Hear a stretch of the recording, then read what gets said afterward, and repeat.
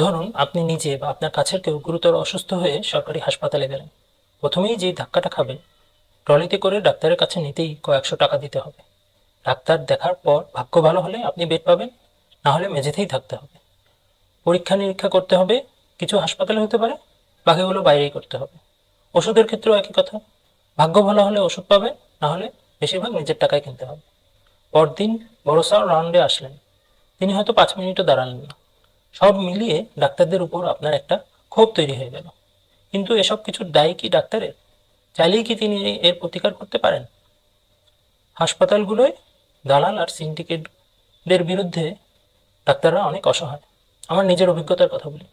আমি 3 বছর বিনা বেতনে চাকরি করেছি ঢাকা মেডিকেল কলেজে। বিভিন্ন প্রসিডিওর করা লাগতো, যেমন নাকে নল দেওয়া, পেট বুকে থেকে পানি বের করা। ট্রেনিংয়ের শেষ দিকে এক পরিচিত রোগী ভর্তি হলেন। তার কাছ থেকে জানলাম ডাক্তার নাকে নল দেওয়ার পরে তার কাছ থেকে টাকা নিয়েছে, ডাক্তারের কথা বলে অন্য এক লোক। অথচ সরকারি হাসপাতালে কোনো কাজের জন্য কখনো কোনো টাকা নেই, কোনো ডাক্তারই নেন না। এভাবে ডাক্তারের নাম ভাঙায় দালালরা টাকা পয়সা হাতায় নিচ্ছে।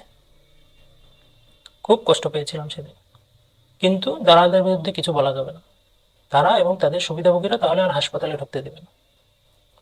বেসরকারি হাসপাতালে যেমন ট্রলি ঠেলার লোক আছে, সরকারি হাসপাতালে কেন থাকতে পারবে না?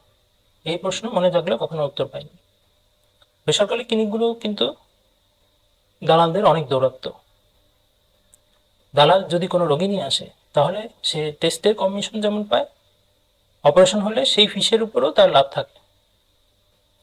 দেখেন, যেখানে প্রতিদিন 100-র উপর রোগী ভর্তি হয়, সেখানে বরাদ্দ আছে 20-30টি সিট। রোগীকে তো মেঝেতেই থাকতে হবে। ওষুধও বরাদ্দ ওই বেড অনুপাতে। আবার সব রোগের সব ওষুধ সাপ্লাই থাকে না। অনেক পরীক্ষা নিরীক্ষা সরকারি হাসপাতালে হয় না। আবার জরুরিভাবে অনেক পরীক্ষা নিরীক্ষা লাগে, যেটা হয় না। যেমন ধরেন একজন হার্ট অ্যাটাক করেছে, তার জন্য আমার খুব জরুরিভাবে কিছু রিপোর্ট দরকার। এখন সেটা বাইরে হলেও তো আমি করাবো, না হলে তো বিবেকের কাছে দায়ী থেকে যাবো। প্রতিদিন 100 বেশি রোগী দেখা লাগে, আর সবাইকে 5 মিনিটের যদি বেশি সময় দেওয়া লাগে, তাহলে রাউন্ড শেষে তো 6 ঘন্টার বেশি হয়ে যাবে। রাউন্ডের পরে যে কাজগুলো থাকে, সেগুলো কে করবে? এছাড়া স্টুডেন্টদেরও পড়ানো লাগে, সেটার কি হবে? 20টি সিটের পরিবর্তে 100 জনের বেশি থাকলে এরকম সীমাবদ্ধতা থাকবেই। আর প্রাইভেট চেম্বারের কথা যদি বলেন, তার দায় সবার। আপনার ঠান্ডা কাশি হলে আপনি প্রফেসর দেখাতে যান, তাহলে তো ওনার সিরিয়াল 100-র উপরে ঠেকে, আর উনিও সময় নিয়ে দেখতে পারেন না। যে যোগ্য ডাক্তার আছেন তরুণ, তার চেম্বার খালি পড়ে থাকে, উনি হয়তো আপনাকে অনেক সময় নিয়ে দেখতেন। খারাপ ডাক্তার যে নাই তা বলছি না। দালালদের সাথে তো তাদেরই সম্পর্ক। বেশিরভাগের আবার রাজনৈতিক পরিচয়ও থাকে। আবার কমিশন ব্যবসা, ডিব্বা কোম্পানি, সেগুলোতে তো কিছু ডাক্তার জড়িত থাকে। এদের বাইরেও ডাক্তার ছাড়া, এমবিবিএস, বিডিএস ডিগ্রি ছাড়াই অনেকে চিকিৎসা দিচ্ছেন নামের আগে ডাক্তার লাগিয়ে। তাদের ভুলভাল হলেও সেটার দায়ভার ডাক্তারের উপর চাপাই দেওয়া হচ্ছে। আবার কিছু ক্ষেত্রে গুরুতর অসুস্থ রোগী, তিনি মারা গেলে সব দোষ ডাক্তারের উপর দিয়ে দেওয়া হয়। মিডিয়ায় কিন্তু জনগণকে ডাক্তারের মুখোমুখি করে ফেলতেছে। প্রফেসর এবিএম সাইফুল আবদুল্লাহর কথা চিন্তা প্রফেসর এবিএম আবদুল্লাহর ঘটনাটা চিন্তা করেন। ব্লাড ক্যান্সারের রোগী, সেই ছাত্রী মারা যায়, হাসপাতাল ভাঙচুর হলো, দুজন নিরীহ ডাক্তার মার খেল।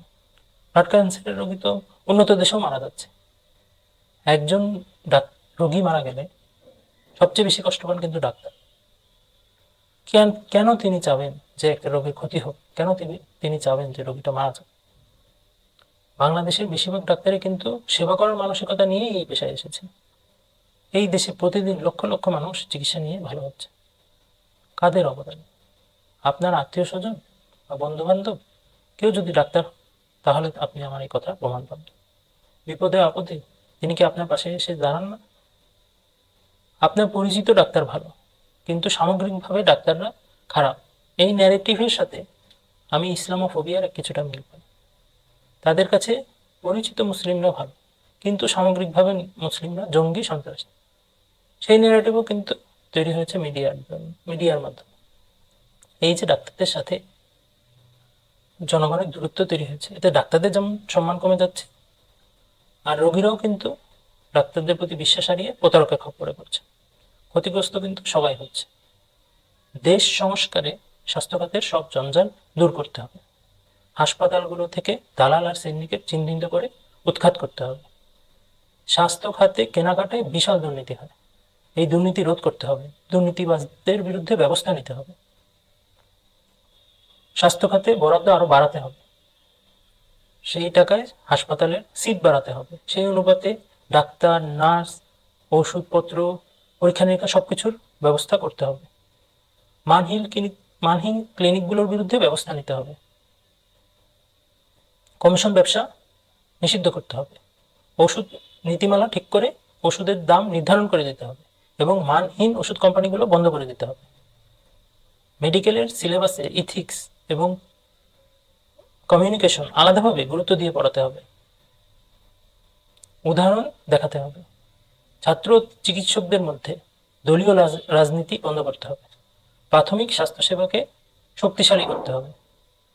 যে কোনো নেগেটিভ নিউজ ছাপানোর পূর্বে যাচাই বাছাইয়ের ব্যবস্থা থাকতে হবে। চিকিৎসকদের নিরাপত্তার ব্যবস্থা করতে হবে। বাংলাদেশে কিন্তু অনেক তরুণ মেধাবী ডাক্তার আছে, কিন্তু সিস্টেমের কারণে তারা যথাযথ সেবা দিতে পারছেন না, তাদের যথাযথ মূল্যায়নও হচ্ছে না। অনেকে বিদেশে পাড়ি জমাচ্ছে। সুযোগ পেলে আমাদের দেশের ডাক্তাররা কিন্তু দেশকে আরো অনেক দিতে পারেন। পারসেপশনটা বদলান আর সিস্টেমটা জঞ্জালমুক্ত করেন। দেখবেন আমাদের স্বাস্থ্য ব্যবস্থা নিয়ে আমরা বিশ্বের বুকে গর্ব করতে পারছি, ইনশাআল্লাহ।